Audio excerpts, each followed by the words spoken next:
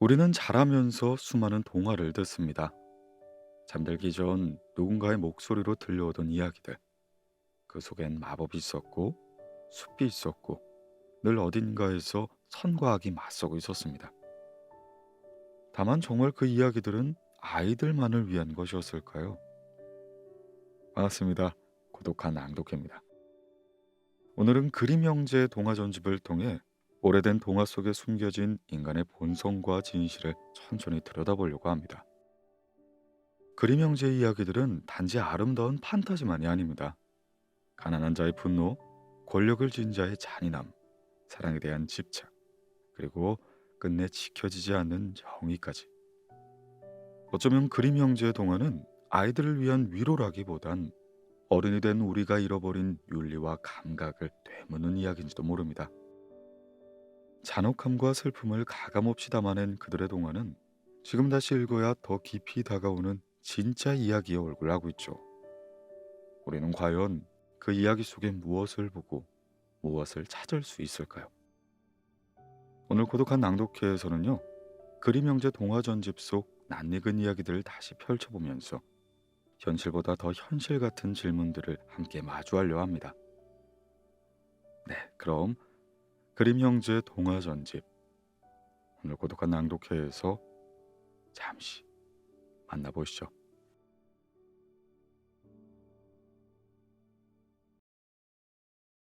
그림 형제 동화 전집, 라푼첼. 옛날에 어떤 부부가 있었는데 그들은 오래전부터 아이를 갖고 싶었지만 웬일인지 좀처럼 아이가 생기지 않았습니다. 그러다 마침내 하느님은 그들의 소원이 성취될 조짐을 아내에게 안겨주었죠. 그녀의 뱃속에 아기가 생긴 것입니다. 그들 부부가 사는 집 뒤쪽에는 조그마한 창이 하나 나 있었는데 그 창으로는 매우 아름다운 꽃들과 식물들로 가득한 근사한 정원이 내다보였습니다. 그러나 그 정원은 높은 나무로 둘러싸여 있었으며 정원의 주인은 많은 능력을 가지고 있는 누구나 두려워하는 여자 마법사였죠. 어느 날 그 아내는 창가에 서서 정원을 내다보다가 아주 탐스러운 상추밭을 발견했습니다. 그 상추들이 너무나 싱싱해 보여서 그녀의 배는 군침이 돌았죠. 그녀는 그 상추가 몹시 먹고 싶었습니다. 날이 가면 갈수록 그것을 먹고 싶은 마음이 점점 더 간절해졌죠.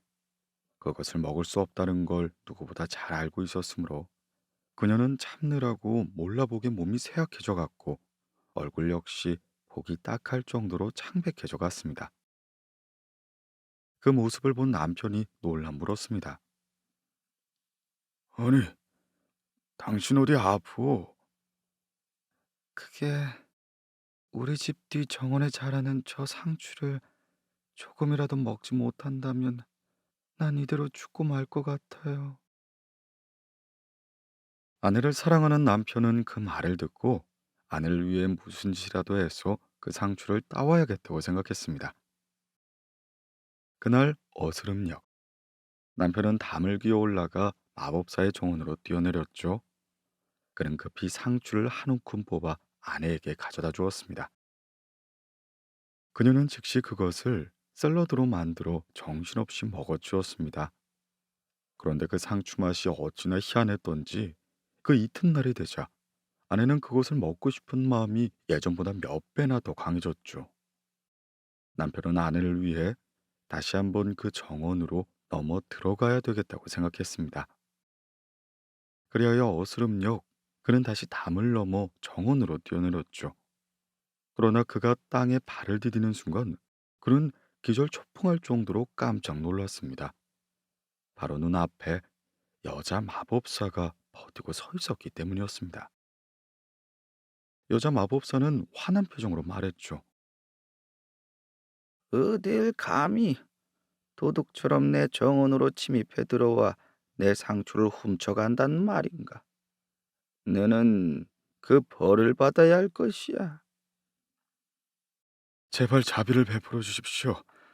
전 아주 곤란한 처지에 빠져 있기 때문에 이런 짓을 하게 된 것입니다. 제 아내가 창문을 통해 여기 있는 상추를 보고 이게 너무나 먹고 싶어 시름시름 앓게 되었습니다. 제가 이걸 가져다 주지 않으면 아내는 얼마 못 살고 죽을 것이에요. 그 말을 들은 여자 마법사는 화가 조금 가라앉게 되었습니다. 그래, 그대의 말이 사실이라면 얼마든지 상추를 뽑아가도 좋소. 허나 한 가지 조건이 있어. 그대의 아내가 아기를 낳게 된다면 그 아기를 내게 주어야 하오. 아기의 앞날에 대해서는 걱정할 필요가 없어요. 내가 친엄마처럼 잘 돌봐줄 테니까. 남편은 그녀를 두려워한 나머지 순순히 그녀의 말에 동의했습니다. 시간이 흘러 아내가 딸을 낳자 여자 마법사는 이내 그들 앞에 나타났어요. 그녀는 그 아이에게 상주를 뜻하는 독일어인 라푼첼이라는 이름을 지어주고는 아기를 데려가 버렸습니다. 라푼첼은 무럭무럭 자라서 세상에서 가장 아름다운 소녀가 되었습니다. 그러나 그녀가 12살이 되었을 때 여자 마법사는 그녀를 어느 숲속에 있는 탑 속에 가두었어요. 그 탑에는 문도 계단도 없었고 맨 꼭대기에 조그마한 창이 하나 있을 뿐이었습니다. 그곳으로 들어가고 싶을 때면 여자 마법사는 탑 밑에 서서 크게 소리를 치곤 했어요.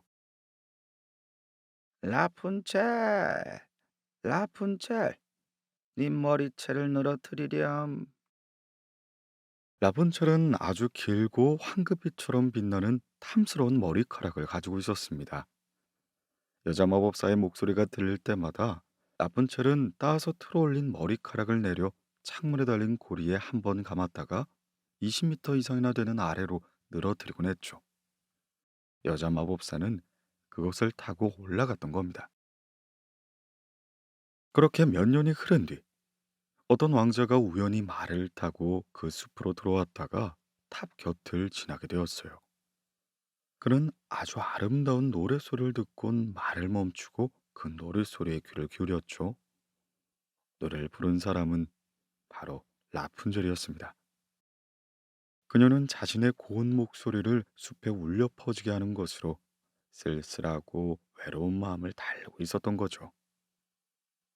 왕자가 그녀가 있는 곳으로 올라가고 싶어 문을 찾아봤지만 문 같은 건 어디에도 없었습니다. 그는 할 수 없이 집으로 돌아갔죠. 하지만 그 노래에 너무 마음이 끌렸기 때문에 날마다 말을 타고 숲으로 와서 귀를 기울이곤 했습니다. 그러던 어느 날 그가 어느 나무 뒤에 서서 탑을 바라보고 있는데 여자 마법사가 다가와 노래 주인공에게 외치는 소리가 들렸습니다.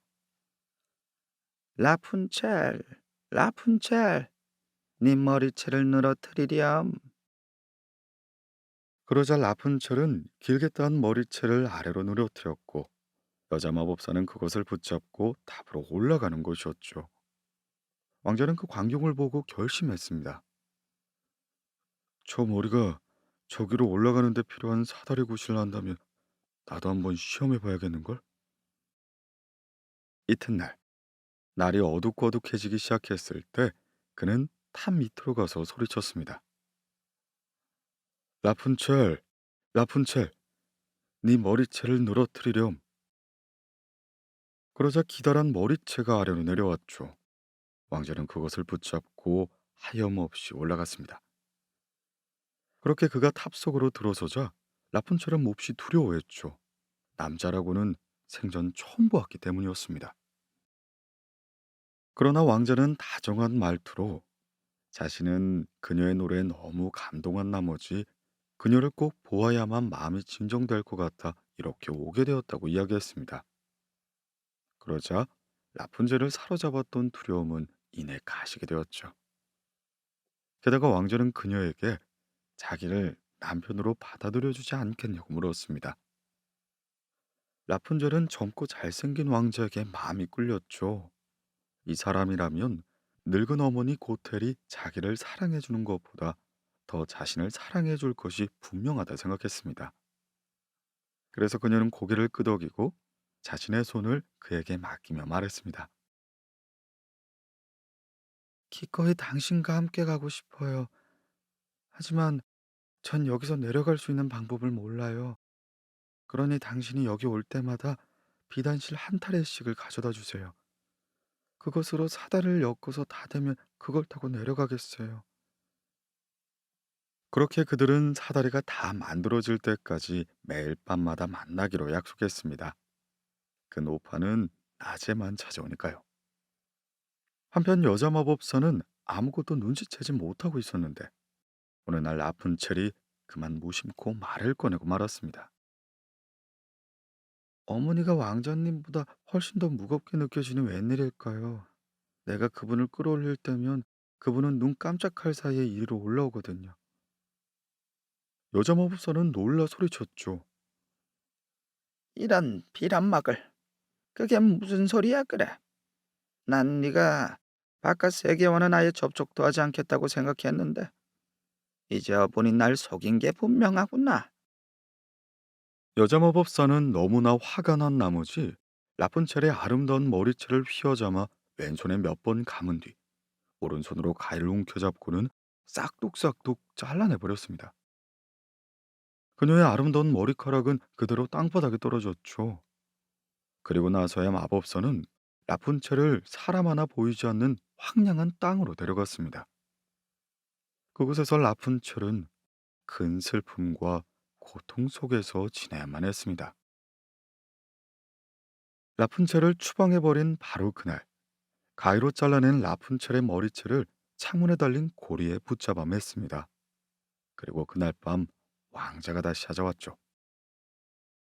라푼첼, 네 머리채를 늘어뜨리렴. 왕자가 소리치자 여자 마법사는 그 머리채를 아래로 내려다 주었습니다.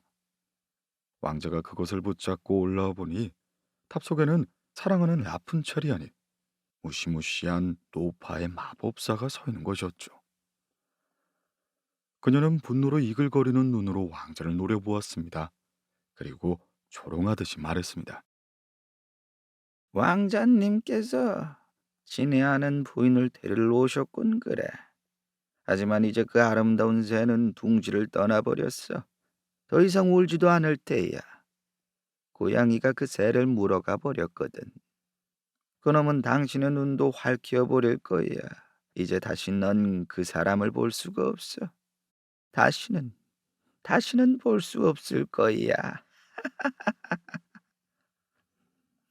왕자는 슬픔으로 넋을 잃고 깊은 절망감 때문에 탑에서 뛰어내렸습니다. 그는 다행히 목숨을 건지기는 했지만 그가 뛰어내린 곳에 자라고 있던 가시나무에 눈이 찔려 장님이 되어버리고 말았죠. 그 왕자는 그 숲을 방황하게 되었습니다. 식물의 뿌리, 산딸기만으로 목숨을 이어가다 사랑하는 여자를 잃은 슬픔과 비탄에 쌓여 지내갔습니다. 그렇게 왕자는 여러 해를 떠돌아다녔죠. 그러다 마침내 그는 라푼첼이 자신의 아이인 아들, 딸 쌍둥이를 낳아 비참하게 살고 있는 그 황량한 땅에 이르렀습니다. 귀에 익은 어떤 여자 목소리에 이끌려 그 소리가 나는 방향으로 나아가니 라푼첼이 있는 곳에 당도했던 것입니다. 라푼첼은 한눈에 그를 알아보았죠. 그를 끌어안고 펑펑 울었습니다. 그리고 그녀의 눈물 두 방울이 그의 두 눈에 떨어지자 놀랍게도 왕자의 눈이 다시 밝아졌습니다. 그는 라푼첼과 두 아이를 자신의 왕국으로 데려갔어요. 왕국 사람들은 그들을 반갑게 맞이했습니다. 그 후 그들은 매우 행복하게 살았답니다.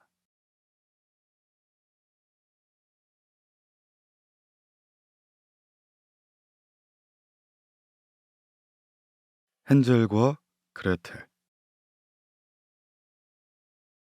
가난한 나무꾼이 아내와 두 아이를 데리고 숲에서 살고 있었습니다. 남자아이 이름은 헨젤, 여자의 이름은 그레텔이었죠. 워낙 가난한 살림이라 늘 먹을 것이 부족하곤 했는데 거기다 그 애는 큰 기근이 나라 전체를 휩쓸고 지나가서 나무꾼은 식구들의 먹을거리를 그나마도 마련할 수가 없게 되었습니다. 밤이 되어도 그는 침대에 누워 걱정을 하느라 좀처럼 잠을 이루지 못했죠. 어느 날 밤 그는 한숨을 쉬면서 아내에게 말했습니다. 앞으로는 어떻게 될까? 우리 둘이 먹을 것도 없을 지경이니 우리 불쌍한 아이들한테는 뭘 먹여야 한담. 그러자 아내가 말했습니다. 방도가 있긴 있죠. 내일 아침 일찍 아이들을 데리고 숲속 깊숙이 들어가는 거예요. 거기 가서 불을 피우고 아이들에게 빵 한 덩어리씩을 나눠준 뒤 아이들을 거기에다 내버려 두고 우리는 일을 하러 돌아가지 않는 거예요. 아이들은 집으로 오는 길을 모르기 때문에 우리는 아이들에게서 벗어날 수가 있는 거지요. 안 돼, 여보. 그럴 수는 없어. 내 아이들을 숲속에 버리고 온다니. 그랬다가는 맹수들이 금방 그 애들을 잡아먹고 말 거야. 그러자 아내가 다시 말했습니다. 이런 바보 같은 사람. 그렇게라도 하지 않으면 우린 내 식구는 이대로 굶어 죽고 말 거예요. 일찌감치 관찰 국린하는 게 좋을걸요? 아내가 자꾸 이런 말을 되풀이하면서 괴롭히는 바람에 마침내 나무꾼은 아내의 말을 따르기로 했습니다. 하지만 우리 아이들이 불쌍한데, 나무꾼은 말했죠. 그런데 그날 밤 두 아이는 너무 배가 고파 잠을 이룰 수가 없었습니다. 하여 그들은 계모가 아버지에게 하는 말을 다 듣게 된 것이죠. 그레텔은 너무나 슬퍼서 눈물을 흘리며 헨젤에게 말했습니다. 우린 이제 죽었어. 헨젤이 말했죠. 조용히 해, 그레텔. 염려하지 마. 내가 곧 좋은 방도를 생각해낼 테니까. 그렇게 엄마 아빠가 잠에 들자 헨젤은 옷을 걸치고 살그머니 문을 열고 밖으로 나갔습니다. 밖의 달은 휘영청 밝아들었죠. 집 앞에 널려있는 자갈들이 마치 순운으로 된 은화처럼 달빛에 하얗게 빛나고 있었습니다. 헨젤은 가능한 많은 자갈들을 주워 주머니 속에 집어넣었습니다. 다시 방 안으로 돌아온 헨젤은 그레텔에게 말했어요. 걱정하지 말고 편안히 잠자. 하느님은 우릴 버리지 않으실 거니까. 그러고 나서 헨젤 또한 자기 침대에 누웠습니다. 이튿날 새벽, 아직 해가 떠오르지도 않았는데 계모가 와서 두 아이를 깨웠어요. 어서 일어나, 이 게으름뱅이들아. 나무하러 숲으로 가야 해. 계모는 아이들에게 빵 한 조각씩을 안겨주며 말했습니다. 이게 점심이야. 이것 말고는 먹을 게 없으니까 점심 때가 되기 전까진 먹지 마. 헨젤의 주머니 속에는 자갈이 가득 들어 있었으므로 그레텔은 그 빵 조각들을 자기 앞치마로 감쌌습니다. 그리고 나서 네 식구는 숲속으로 들어갔어요. 얼마쯤 걸어갔을 때 헨젤은 걸음을 멈추고 집 쪽을 돌아보았습니다. 그가 이따금 돌아볼 때면 아버지가 한마디를 했어요. 뭘 보고 있는 거냐, 헨젤? 그저 앞만 보고 부지런히 걷도록 해. 헨젤은 말했습니다. 전 우리 집 지붕 위에 앉아 있는 하얀 새끼 고양이를 보고 있는 거예요. 저 고양이가 저한텐 잘 다녀오라는 작별 인사를 하고 싶어 하거든요. 그러자 계모가 말했습니다. 바보 같으니. 그건 고양이가 아니야. 해가 굴동 위에서 빛나고 있는 거지. 사실 헨젤은 고양이를 본 것이 아니고요. 주머니 속에서 윤이 나는 하얀 자갈을 꺼내 일정한 간격을 두고 하나씩 떨어뜨리고 있었습니다. 그렇게 숲 한가운데 일렀을 때 아버지가 말했어요. 얘들아, 뗄나무 좀 모아오너라. 너희들이 춥지 않게 불을 피워줄 테니까.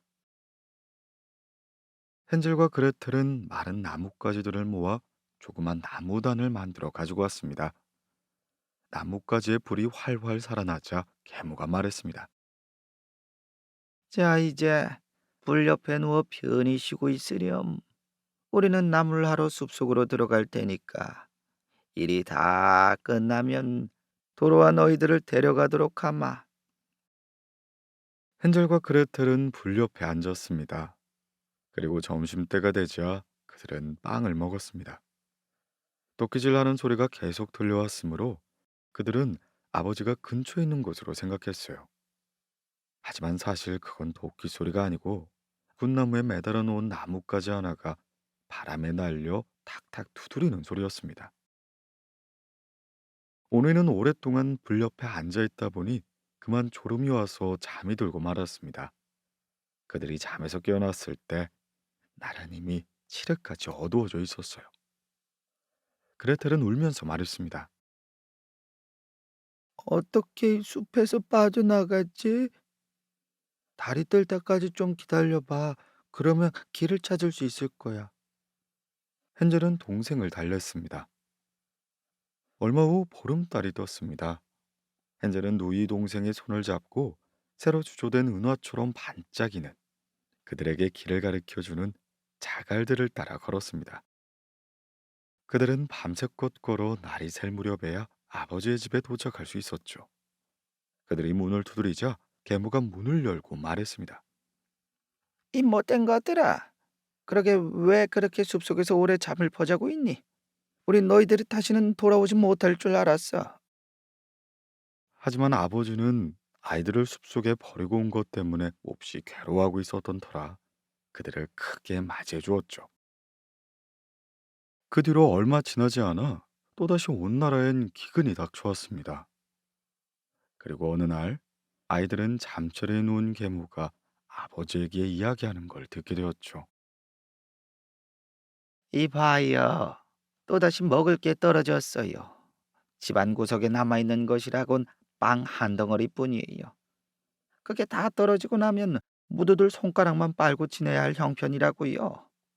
그러니까 이번엔 꼭 아이들을 버려야 해요. 이번엔 집으로 돌아오지 못하게 더 깊은 숲속으로 데려가도록 합시다. 아이들은 이번에도 그들의 이야기를 엿들었습니다.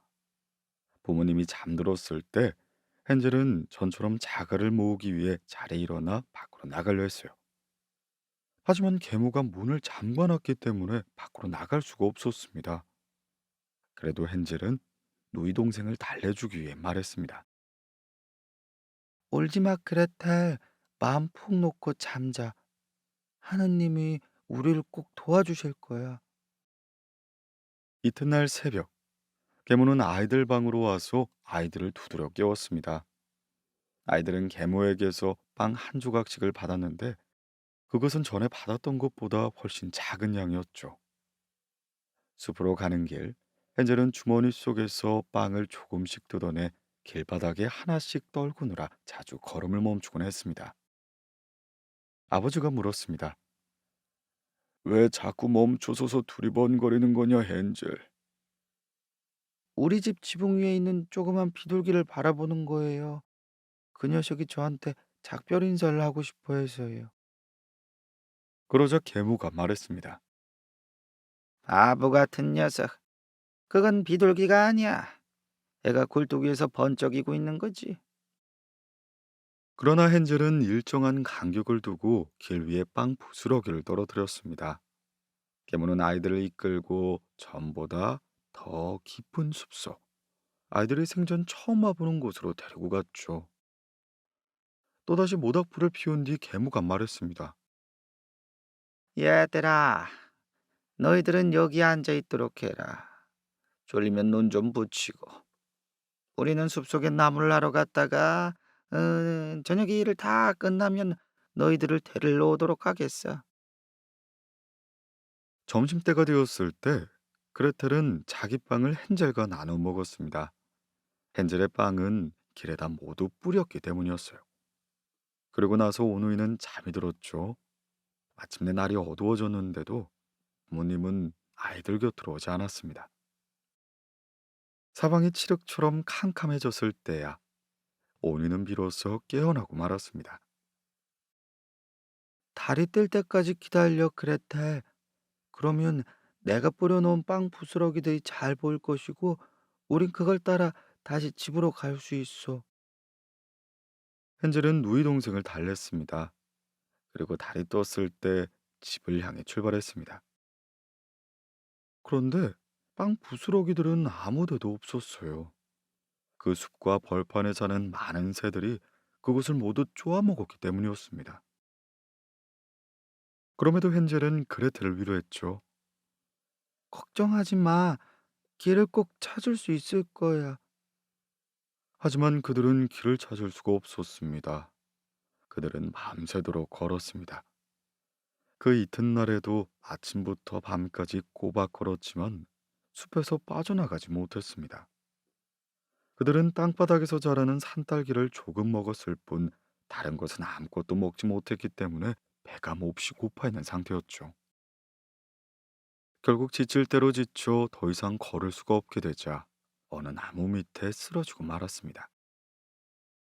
그렇게 점심 무렵 그들은 아주 예쁘고 눈처럼 하얀 새 한 마리가 나뭇가지 위에 앉아 있는 것을 보았습니다. 그 새는 너무 고운 목소리로 노래를 불렀기 때문에 오누이는 멍청이 서서 그 소리에 귀를 기울였죠. 노래를 다 부른 새는 날개를 저으며 그들 앞쪽으로 날아왔습니다. 그들은 새를 따라갔죠. 그러자 조그마한 집이 나타났습니다. 그런데 이게 웬일일까요? 빵으로 만들어진 그 집의 지붕은 케이크로, 창문은 설탕으로 만들어진 게 아니겠습니까? 헨젤은 소리를 쳤죠. 우와, 이게 뭐지? 우리 맛 좀 보자. 난 지붕을 좀 뜯어먹고 싶어. 그레텔, 너는 창문을 좀 먹어봐. 아주 달 테니까 말이야. 헨젤은 지붕 위로 올라가 지붕 한 조각을 뜯어냈고 그레텔은 창문을 앞으로 가서 창문을 사각사각 갉아먹었습니다. 바로 그때였죠. 지방에서 귀청을 찢을 듯한 고함 소리가 터져 나온 것입니다. 사각사각 쥐소리가 나는군. 내 집을 갉아먹는 게 누구냐? 아이들이 대답했습니다. 바람, 바람이에요. 하늘에서 불어오는 아주 부드러운 바람이에요. 아이들은 다른 일에 일체 신경 쓰지 않고 그저 정신없이 먹어대기만 했습니다. 지붕이 어찌나 맛있던지 헨젤은 지붕을 크게 한 조각 떼어내서 바로 내려왔고 그레텔은 둥그런 창문을 떼어낸 뒤 바닥에 주저앉아 맛있게 먹었습니다. 그리고 그때 갑자기 문이 열리더니 아주 늙은 할멈 하나가 슬그머니 집에서 나왔습니다. 헨젤과 그레텔은 몹시 놀라 손에 들고 있는 걸 떨어뜨리고 말았죠. 그러나 할머니는 머리를 흔들며 말했습니다. 얘들아, 누가 너희들을 이리로 데려온 거니? 너희들만 괜찮다면 안으로 들어가서 나랑 살자꾸나. 아무도 너희들을 해치지 않을 테니까 말이야. 할멈은 두 아이의 손을 잡고 집 안으로 들어갔습니다. 그리고 나서 할멈은 두 아이에게 우유, 설탕 친 팬케이크, 사과와 호두 등 맛있는 음식을 잔뜩 먹였습니다. 그리고는 하얀 시트가 덮인 조그만 침대 두 개 또한 마련해 주었죠. 헨젤과 그레텔은 각자 자기 침대에 누워 여기가 바로 천국이라 생각했습니다. 그런데 사실 그 할멈은 겉으로는 친절한 체했지만 사실 아이들 노리는 못된 마녀였어요. 마녀는 아이들 유혹하기 위해서 일부러 빵으로 된 집을 만들었던 것입니다. 그녀는 아이들만 보면 일단 아이들을 꼼짝 못하게 해놓고 아이들을 죽인 뒤 요리해서 먹어 주곤 했던 거죠. 그런데 마녀들은 대체로 눈이 빨갛고 시력이 별로 좋지 않은 반면 냄새를 맡는 감각만큼은 뛰어나곤 했습니다. 사람이 근처에 있는 경우 귀신같이 알아챌 수가 있었던 거죠. 그래서 헨젤과 그레텔이 자기 집 근처에 왔을 때 마녀는 악마처럼 중얼거리며 웃었던 겁니다. 이제 너희들은 내 밥이다. 절대로 내게서 도망가지 못할 테야. 이튿날 새벽 마녀들은 아이들이 잠에서 깨기 전에 먼저 일어나 장밋빛처럼 발그레한 뺨을 가진 그 아이들이 곤하게 자고 있는 모습을 보며 혼자 말하곤 했습니다. 좋아. 이것들은 정말 맛있는 요리감이 될 거야. 이윽고 마녀는 갈퀴같이 억센 두 손으로 헨젤을 움켜쥐고 조그마한 우리로 데리고 가 철망으로 된 문을 잠가 버렸습니다. 헨젤은 큰 소리로 비명을 질렀지만 아무 소용이 없었죠. 마녀는 다시 그레텔에게 가 그레텔을 흔들어 깨우며 소리쳤습니다. 어서 일어나거라 이 게으름뱅이야. 물을 길러와서 네 오빠에게 맛있는 음식을 요리해 줘. 네 오빠는 밖에 있는 우리 속에 갇혀 있어. 그 녀석을 피둥피둥하게 살을 찌게 해야 해. 제대로 살이 오르면 그 녀석을 잡아먹을 거거든. 그레텔은 슬픔에 못 이겨 울기 시작했습니다. 하지만 그레텔은 그 못된 마녀가 시키는 대로 해야 했습니다. 그렇게 매일 아침마다 마녀는 그 조그마한 우리로 다가와 소리치곤 했습니다. 헨젤, 네 손가락을 내밀어 봐. 얼마나 살쪘는지 만져보게 말이야. 헨젤은 그때마다 조그마한 뼈를 내밀었고 마녀는 눈이 아주 나쁜 탓으로 그 뼈를 헨젤의 손가락으로 잘못 알곤 했습니다.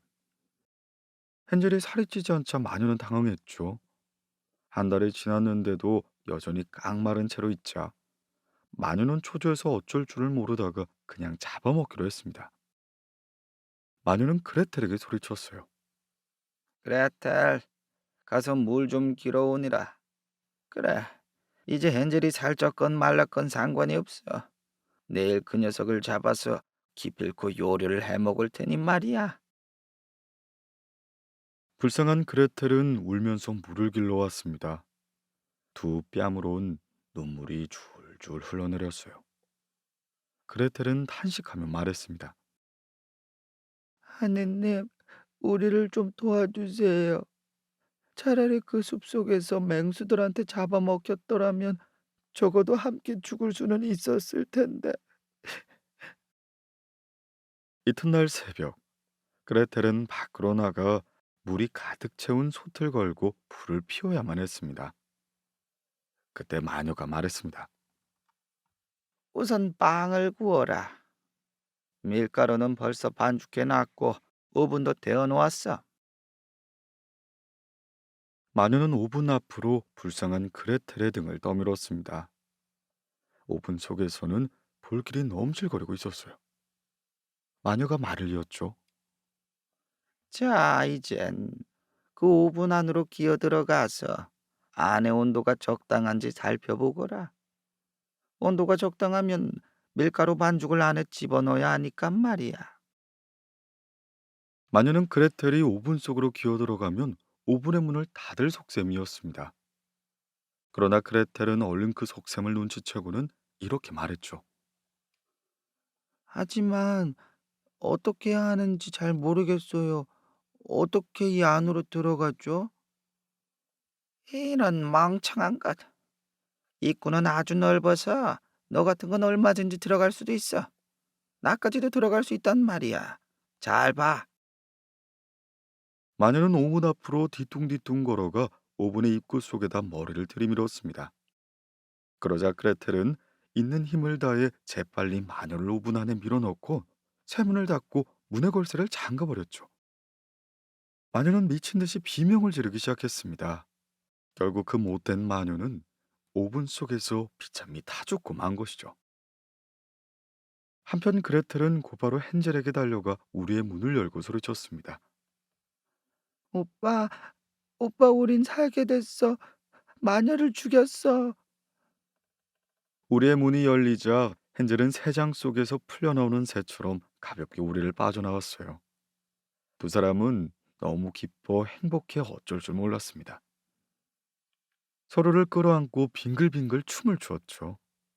그리고 이제 두려워할 것이 없으므로 그들은 마녀의 집 안으로 들어갔어요. 집안엔 진주와 보석들로 가득 찬 금괴들이 사방에 널려 있다는 걸 그들은 잘 알고 있었습니다. 자갈보다 진주와 보석이 훨씬 좋지. 헨젤은 주머니 속에 보석들을 꽉꽉 채워 넣었습니다. 나도 좀 가져갈래. 그레텔 또한 진주와 보석을 앞치마에 가득 담았어요. 이젠 떠나는 게 좋겠다. 그래야 무사히 마녀의 숲을 빠져나갈 수 있을 테니까 말이야. 헨젤의 말에 따라 그들은 숲속을 몇 시간 동안 걸어 깊고 큰 강이 흐르는 곳에 도착했습니다. 강을 건널 수가 없겠는데 다리 같은 게 전혀 보이지 않아. 헨젤의 말을 받아 그레텔도 한마디 했죠. 배도 없지만 저기 헤엄치고 있는 하얀 오리 한 마리에게 도와달라고 부탁하면 안 될까? 오리야, 우리를 좀 도와주렴. 우린 헨젤과 그레텔이야. 아무리 애써봐도 여길 건널 수가 없어. 우리를 좀 건너게 해주련. 그러자 오리는 그들 쪽으로 헤엄쳐왔어요. 헨젤은 오리의 등에 올라타면서 그레텔에게 자기 앞에 앉으라고 했습니다. 그러자 그레텔이 대답했죠. 안 돼. 이 오리는 우리 두 사람이 함께 타기엔 너무 작아. 한 번에 한 사람씩 건너야 해. 그 친절한 오리는 그렇게 해주었습니다. 오리 덕분에 무사히 강을 건넌 오누이는 다시 숲속을 걸어갔어요. 걸으면 걸을수록 점점 낯익은 숲들이 나타나기 시작했습니다. 그리고 드디어 멀리 아버지의 집도 보였죠. 그걸 보고 오누이는 달리기 시작했습니다. 이내 집 안으로 뛰어들어가 아버지에게 매달리고 말이죠. 아버지는 숲속에 자식들을 버린 뒤 한시도 행복한 적이 없었습니다. 그동안 아내도 죽자 그는 혼자 지내고 있었고 말이죠. 이윽고 그레텔이 앞치마를 펼쳐 흔들자 보석과 진주들이 땅바닥에 떨어졌습니다. 헨젤도 주머니 속에서 진주와 보석을 계속 꺼냈죠. 이제 그들을 괴롭히던 온갖 근심 걱정은 모두 사라지고 그들은 더할 수 없이 행복하게 살 수 있게 되었습니다.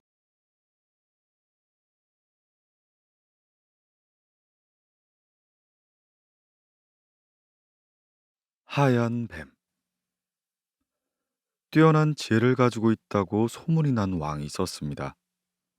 이 세상의 어떤 비밀도 그가 풀지 못하는 것은 없었죠. 마치 공기가 그 비밀들을 그에게 알려주기라도 하는 것 같았습니다. 그런데 그에게는 한 가지 이상한 습관이 하나 있었습니다. 매일 저녁 식사를 마친 뒤 식탁의 그릇들이 깨끗이 치워지고 왕 혼자 남게 되면 그는 충직한 시종 한 사람에게 접시 하나를 가져오라고 했습니다. 그 접시 위에는 늘 뚜껑이 덮여 있었죠. 다른 사람은 물론이고요.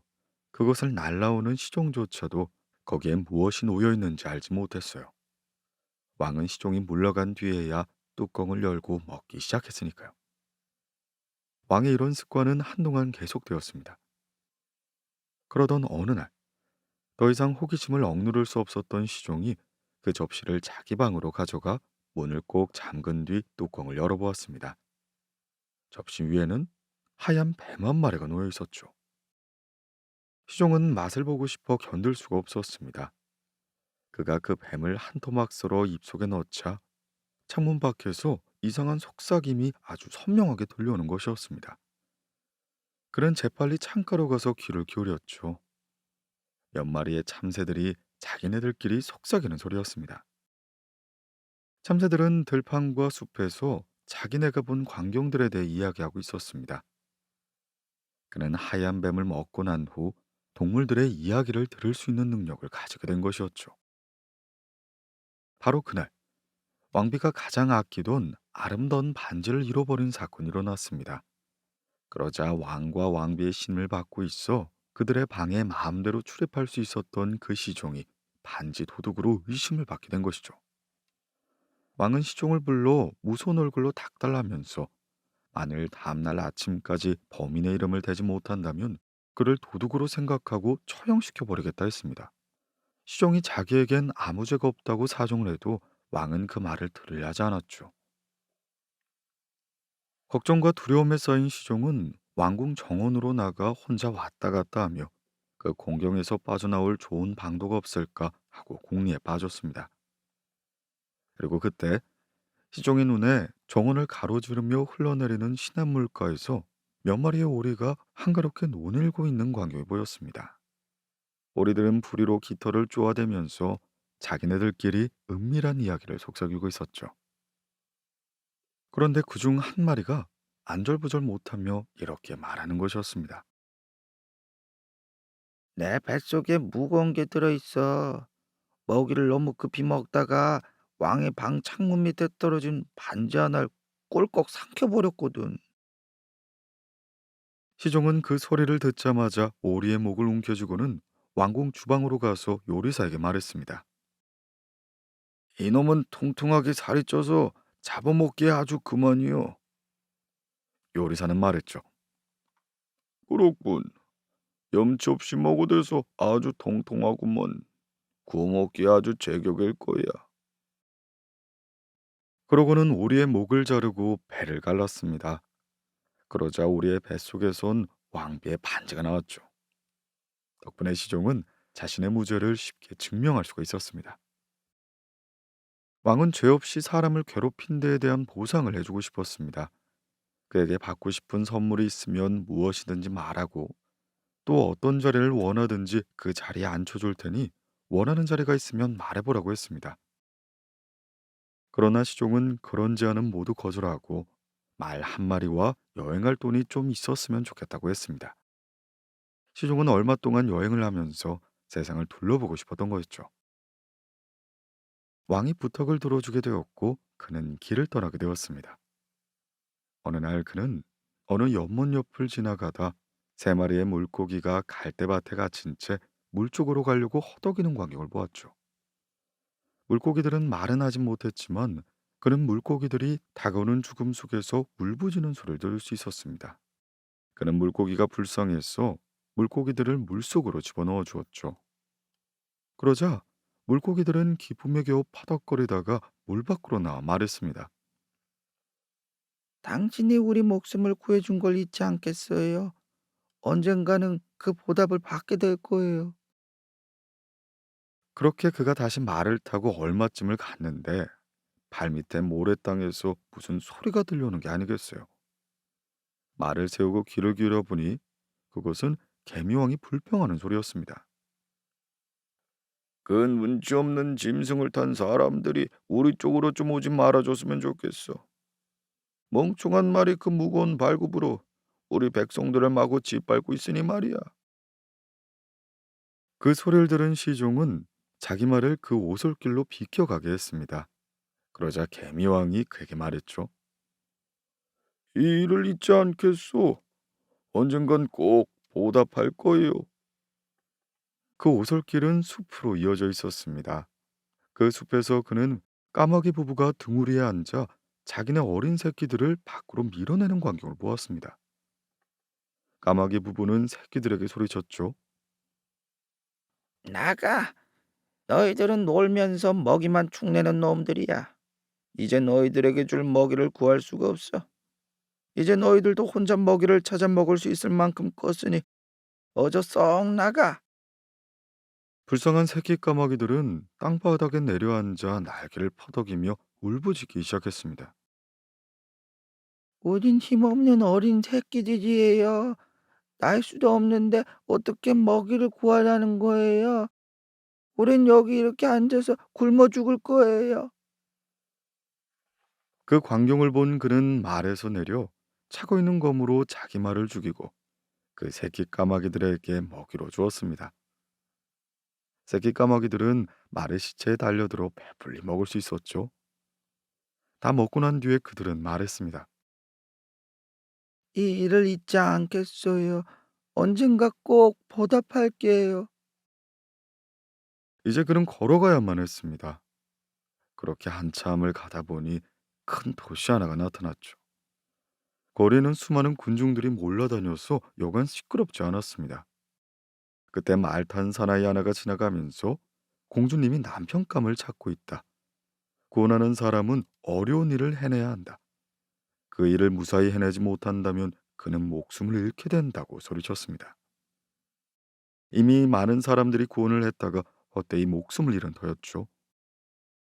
하지만 그 젊은 시종은 공주를 보고 그녀의 아름다움에 반하여 목숨을 잃을지도 모른다는 것 따위는 까맣게 잊어버렸습니다. 왕은 곧 그를 바다로 데려가 그의 눈앞에서 금반지 한 개를 바닷속에 빠뜨렸습니다.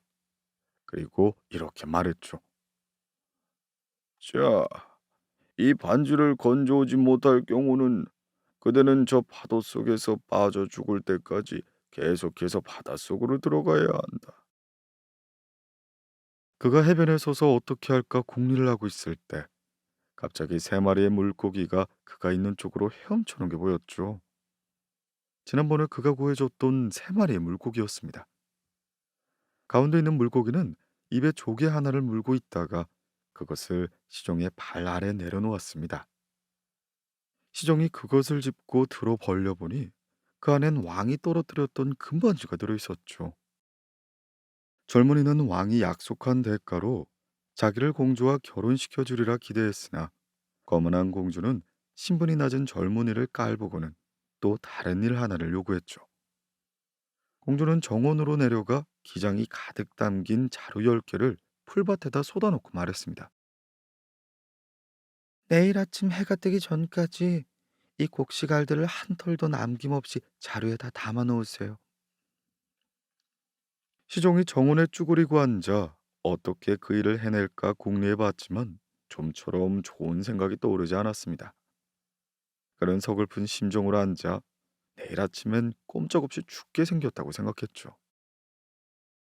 그러나 아침에 첫 햇살이 정원에 내비칠 무렵 그는 그 많은 기장이 한 톨도 남지 않고 10개의 자루에 담겨 있는 걸 보았습니다. 전에 만났던 개미왕이 수많은 개미들을 이끌고 와서 부지런히 그 곡식을 채워준 것이었죠. 공주는 정원으로 나갔다가 깜짝 놀랐죠. 그럼에도 공주의 거만한 마음은 좀처럼 누그러지지 않았습니다. 공주는 다시 한번 말했습니다. 처음에 2가지 일을 무사히 해냈다고 해도 생명의 나무에서 사과 하나를 따오지 못한다면 당신을 내 남편으로 맞아들일 수 없어요. 시종은 그 생명의 나무라는 것이 도대체 어디 있는지 알 수가 없었습니다. 그러나 일단 나가보기로 했죠. 그렇게 3개의 왕국을 거쳐 그는 어떤 숲속을 얻고 어느 나무 밑에 털썩 주저앉았습니다. 그런데 나무 위에서 무슨 소리가 들리더니 황금사과 한 알이 그의 손바닥에 떨어지는 게 아니겠습니까? 그와 동시에 3마리의 까마귀가 그에게로 날아오더니 그의 무릎 위에 앉아 말했죠. 우리는 당신들이 구해준 새끼 까마귀들이에요. 다 커서 어른이 되었을 때 당신이 황금사과를 찾고 있다는 소식을 들었죠. 그래서 우리는 바다를 건너서 생명의 나무가 자라고 있는 세상 끝으로 날아가 그 사과를 가져왔어요. 시종은 기쁨에 넘쳐 공주가 살고 있는 나라를 향해 떠났습니다. 그는 그 아름다운 공주에게 멋진 황금삭을 건네주었죠. 더 이상의 핑계도 될 수 없는 공주는 생명의 사과를 둘로 쪼개 각기 반쪽씩을 나눠 먹었습니다. 그렇게 되자 공주의 가슴은 갑자기 그에 대한 사랑으로 흘러 넘치게 된 것이죠. 그렇게 그들은 평화롭고 행복하게 살았다고 합니다.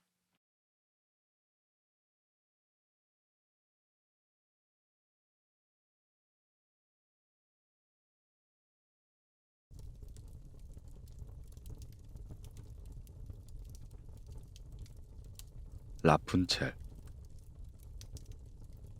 옛날에 어떤 부부가 있었는데 그들은 오래전부터 아이를 갖고 싶었지만 웬일인지 좀처럼 아이가 생기지 않았습니다. 그러다 마침내 하느님은 그들의 소원이 성취될 조짐을 아내에게 안겨주었죠. 그녀의 뱃속에 아기가 생긴 것입니다. 그들 부부가 사는 집 뒤쪽에는 조그마한 창이 하나 나 있었는데 그 창으로는 매우 아름다운 꽃들과 식물들로 가득한 근사한 정원이 내다보였습니다. 그러나 그 정원은 높은 나무로 둘러싸여 있었으며 정원의 주인은 많은 능력을 가지고 있는 누구나 두려워하는 여자 마법사였죠. 어느 날 그 아내는 창가에 서서 정원을 내다보다가 아주 탐스러운 상추밭을 발견했습니다. 그 상추들이 너무나 싱싱해 보여서 그녀의 배는 군침이 돌았죠. 그녀는 그 상추가 몹시 먹고 싶었습니다. 날이 가면 갈수록 그것을 먹고 싶은 마음이 점점 더 간절해졌죠. 그것을 먹을 수 없다는 걸 누구보다 잘 알고 있었으므로 그녀는 참느라고 몰라보게 몸이 쇠약해져 갔고 얼굴 역시 보기 딱할 정도로 창백해져 갔습니다. 그 모습을 본 남편이 놀라 물었습니다. 아니, 당신 어디 아프오? 그게 우리 집 뒤 정원에 자라는 저 상추를 조금이라도 먹지 못한다면 난 이대로 죽고 말 것 같아요. 아내를 사랑하는 남편은 그 말을 듣고 아내를 위해 무슨 짓이라도 해서 그 상추를 따와야겠다고 생각했습니다. 그날 어스름역, 남편은 담을 기어 올라가 마법사의 정원으로 뛰어내렸죠. 그는 급히 상추를 한 움큼 뽑아 아내에게 가져다 주었습니다. 그녀는 즉시 그것을 샐러드로 만들어 정신없이 먹어주었습니다. 그런데 그 상추 맛이 어찌나 희한했던지 그 이튿날이 되자 아내는 그것을 먹고 싶은 마음이 예전보다 몇 배나 더 강해졌죠. 남편은 아내를 위해 다시 한번 그 정원으로 넘어 들어가야 되겠다고 생각했습니다. 그리하여 어스름역 그는 다시 담을 넘어 정원으로 뛰어내렸죠. 그러나 그가 땅에 발을 디디는 순간 그는 기절초풍할 정도로 깜짝 놀랐습니다. 바로 눈앞에 여자 마법사가 버티고 서 있었기 때문이었습니다. 여자 마법사는 화난 표정으로 말했죠. 어딜 감히 도둑처럼 내 정원으로 침입해 들어와 내 상추를 훔쳐간단 말인가? 너는 그 벌을 받아야 할 것이야. 제발 자비를 베풀어 주십시오. 전 아주 곤란한 처지에 빠져 있기 때문에 이런 짓을 하게 된 것입니다. 제 아내가 창문을 통해 여기 있는 상추를 보고 이게 너무나 먹고 싶어 시름시름 앓게 되었습니다. 제가 이걸 가져다 주지 않으면 아내는 얼마 못 살고 죽을 것이에요. 그 말을 들은 여자 마법사는 화가 조금 가라앉게 되었습니다. 그래, 그대의 말이 사실이라면 얼마든지 상추를 뽑아가도 좋소. 허나 한 가지 조건이 있어. 그대의 아내가 아기를 낳게 된다면 그 아기를 내게 주어야 하오. 아기의 앞날에 대해서는 걱정할 필요가 없어요. 내가 친엄마처럼 잘 돌봐줄 테니까. 남편은 그녀를 두려워한 나머지 순순히 그녀의 말에 동의했습니다. 시간이 흘러 아내가 딸을 낳자 여자 마법사는 이내 그들 앞에 나타났어요. 그녀는 그 아이에게 상추를 뜻하는 독일어인 라푼첼이라는 이름을 지어주고는 아기를 데려가 버렸습니다. 라푼첼은 무럭무럭 자라서 세상에서 가장 아름다운 소녀가 되었습니다. 그러나 그녀가 12살이 되었을 때 여자 마법사는 그녀를 어느 숲속에 있는 탑 속에 가두었어요. 그 탑에는 문도 계단도 없었고 맨 꼭대기에 조그마한 창이 하나 있을 뿐이었습니다. 그곳으로 들어가고 싶을 때면 여자 마법사는 탑 밑에 서서 크게 소리를 치곤 했어요. 라푼첼, 라푼첼, 네 머리채를 늘어뜨리렴. 라푼첼은 아주 길고 황금빛처럼 빛나는 탐스러운 머리카락을 가지고 있었습니다. 여자 마법사의 목소리가 들릴 때마다 라푼첼은 따서 틀어올린 머리카락을 내려 창문에 달린 고리에 한 번 감았다가 20m 이상이나 되는 아래로 늘어뜨리곤 했죠. 여자 마법사는 그것을 타고 올라갔던 겁니다. 그렇게 몇 년이 흐른 뒤 어떤 왕자가 우연히 말을 타고 그 숲으로 들어왔다가 탑 곁을 지나게 되었어요. 그는 아주 아름다운 노랫소리를 듣곤 말을 멈추고 그 노랫소리에 귀를 기울였죠. 노래를 부른 사람은 바로 라푼젤이었습니다. 그녀는 자신의 고운 목소리를 숲에 울려 퍼지게 하는 것으로 쓸쓸하고 외로운 마음을 달래고 있었던 거죠.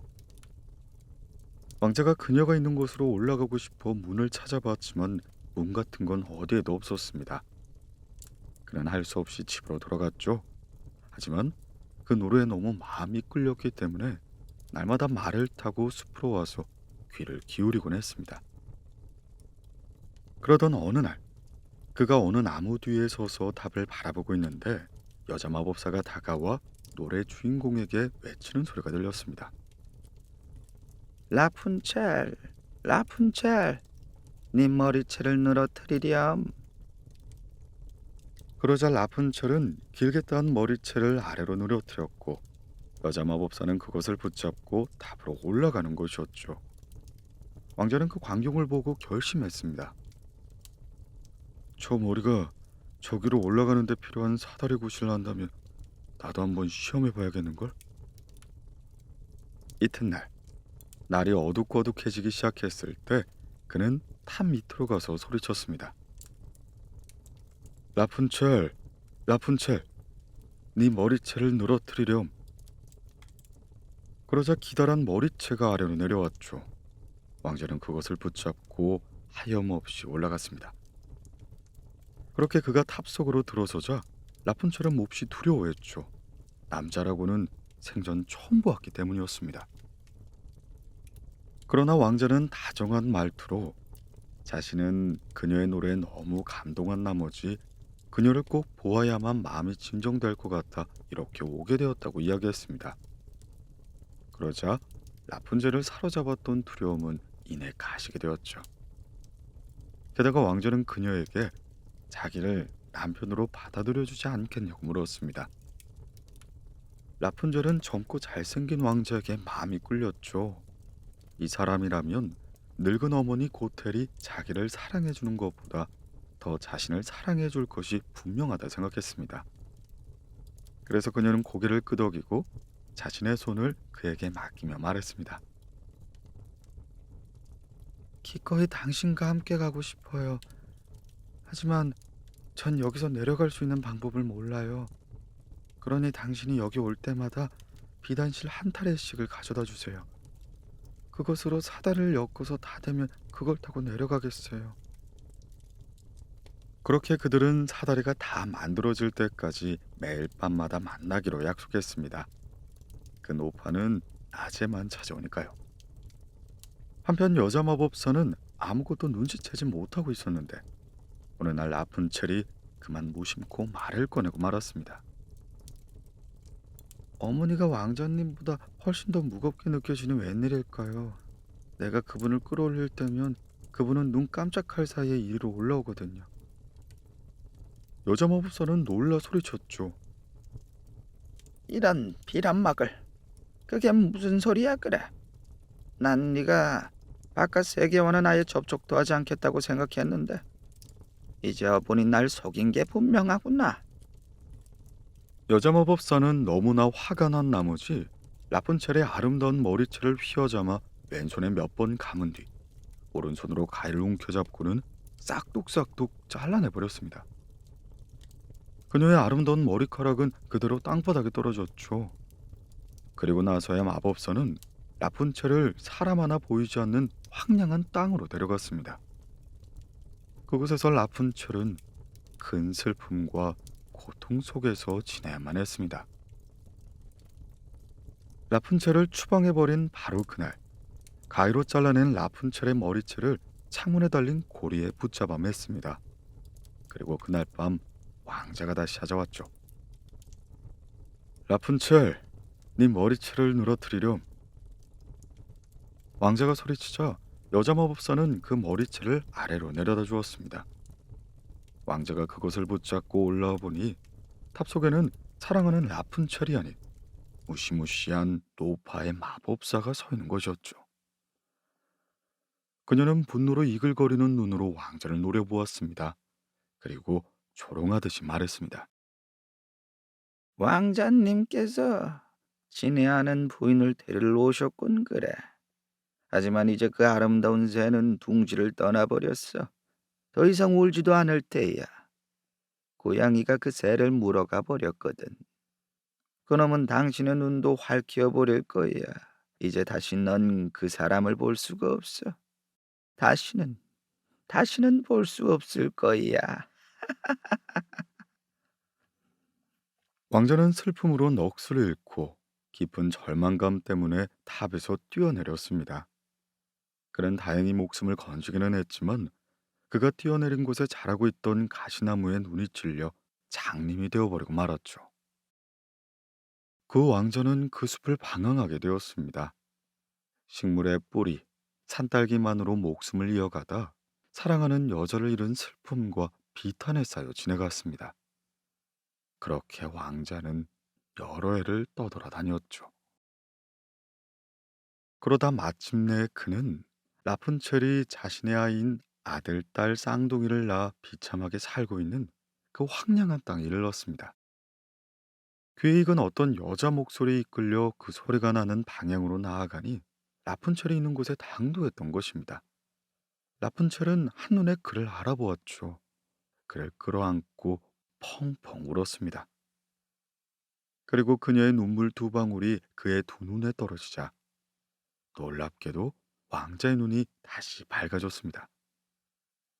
그는 라푼첼과 두 아이를 자신의 왕국으로 데려갔어요. 왕국 사람들은 그들을 반갑게 맞이했습니다. 그 후 그들은 매우 행복하게 살았답니다.